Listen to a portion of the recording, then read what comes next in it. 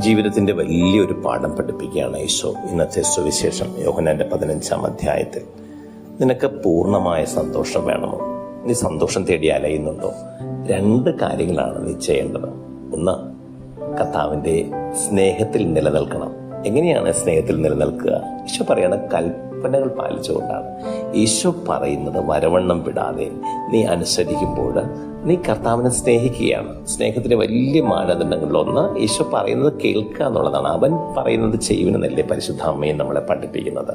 അപ്പൊ അവൻ പറയുന്നത് ചെയ്യുമ്പോൾ നീ കർത്താവിന്റെ സ്നേഹത്തിൽ നിലനിൽക്കുകയും അത് ശരിക്കുമുള്ള ആനന്ദം, അത് പൂർണ്ണമായ ആനന്ദമായി നിന്നിൽ പരിവർത്തിക്കപ്പെടുകയും ചെയ്യും. ആനന്ദം തേടി അലയുന്ന ആളാണോ നീ? അതോ നിനക്കൊരു സന്തോഷവും ജീവിതത്തിലില്ലേ?